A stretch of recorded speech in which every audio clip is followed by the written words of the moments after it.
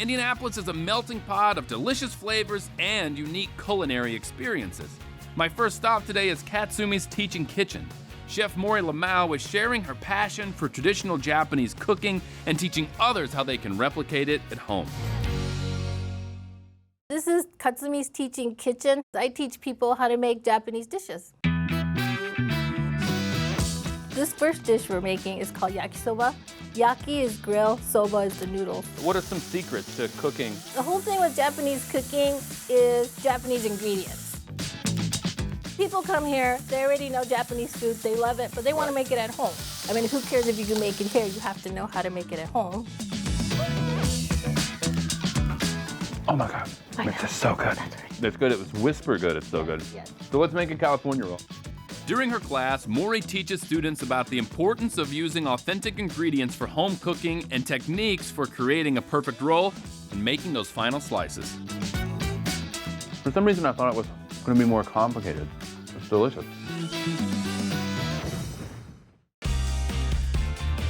My next stop is for something just a little bit sweeter. Artisanal chocolate made from only 3 ingredients. The original goal of this hobby was just to make sure my wife had an endless supply of chocolate in the cabinet. So you just wanted to make chocolate bars? No, originally my wife discovered she had a milk allergy. And so 2 days of research and a mortar and pestle and a coffee grinder, and I made chocolate from scratch. It was a great start. And we immediately saw flavors that you don't normally get from a chocolate bar. And so I went home and I asked my wife, I said, do you want to start a chocolate company? She said, sure, why not? This is a flight of chocolate. We picked 4 different origins from around the world that give a dynamic journey of chocolate, and they really get to almost travel from the comfort of their chair. We start with Tanzania, which has a beautiful blueberry peak. Oh, it does have a blueberry sort of taste at the end. We then go to Honduras, which is rich, it's creamy, it's stout. Peru. Delicious. This is what chocolate used to taste like 500 years ago. Okay, so then this one is the darkest of all of these. So Trinidad's a very small place. It was really the epicenter of global chocolate trade in the late 1800s. Whoa! This is my personal moment of euphoria. So if I have the Trinidad during the week, I just lose my to-do list and start walking around with a smile on my face. Now, every city has its go-to pizza joint, but in Indianapolis, the best pizza comes to you. My signature thing is our flavor. The dough is definitely true to our authentic Italian pizza, 00 flour. The crust is cracker thin, you get a little bit of char on it.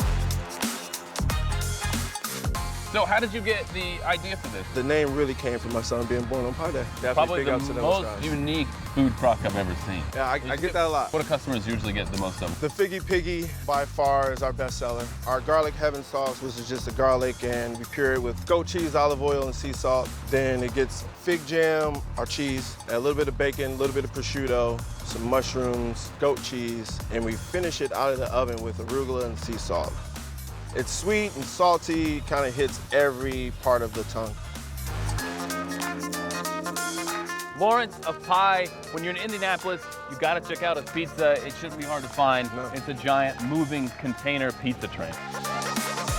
From a creative take on a food truck to learning how to make authentic Japanese cuisine or seeing and tasting chocolate with origins from around the world, Indianapolis is celebrating culinary creativity.